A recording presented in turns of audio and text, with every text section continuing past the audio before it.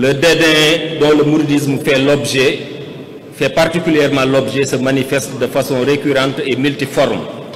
Articles de presse, propos désobligeants, thèses de doctorat, réseaux sociaux, etc. Mais jamais, depuis l'indépendance, un acteur politique ou public n'a affirmé sa haine et son hostilité envers toute la communauté, à commencer par ses leaders religieux comme l'a fait Omar Diagne. Il l'a fait à visage découvert par des vidéos qui ont récemment attiré l'attention de milliers d'internautes lors du Magal 2024 avec sa lettre de rejet d'une demande somme toute banale. Pourtant, les familles religieuses ont contribué de manière décisive à la formation d'une nation sénégalaise plurielle, mais unie autour de valeurs religieuses et sociétales qui structurent un vivre ensemble exemplaire à bien des égards. Leurs œuvres tout au long de l'histoire ont marqué les hommes, les espaces et les institutions sociales et politiques et expliquent le fait que la très grande majorité des Sénégalais se reconnaissent en elles. Sans être exhaustif, rappelons ici quelques propos désobligeants et haineux du sieur Omar Diagne. Je le cite. « Il nous faut une dictature sérieuse et citoyenne et patriote. Ceux qui matérialiseront cette dictature devront s'en ficher de tout, ne devront croire ni suivre personne, y compris ce qu'on appelle chefs religieux. »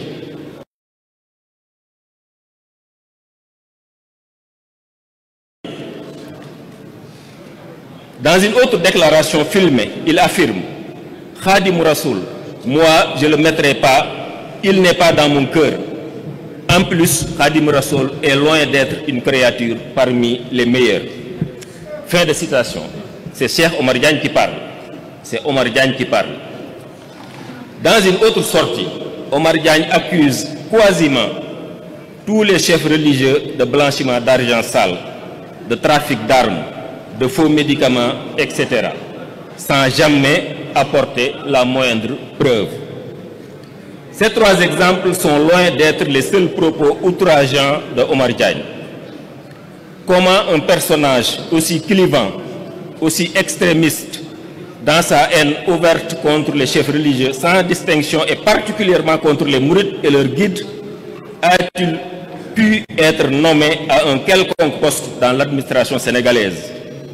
De surcroît, à une position aussi stratégique que celle de ministre conseiller et directeur des moyens généraux à la présidence de la République.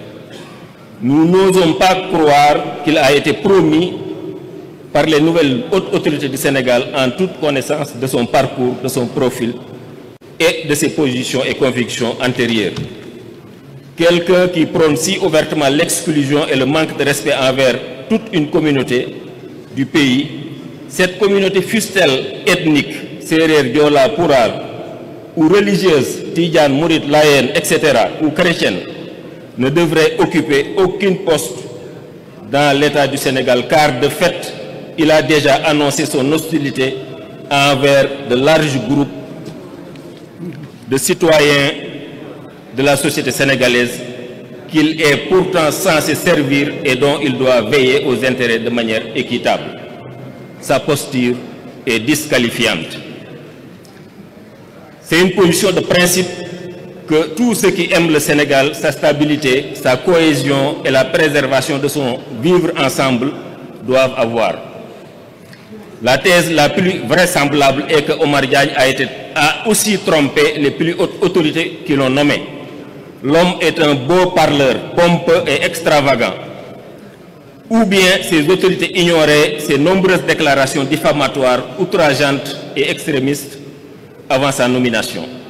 L'homme est même un danger pour la diplomatie sénégalaise, car ses propos extrêmement irrévérencieux envers le roi du Maroc, un pays considéré comme l'un des meilleurs amis du Sénégal, constitue un risque de tension dans les relations entre nos deux pays si son cas n'est pas bien géré.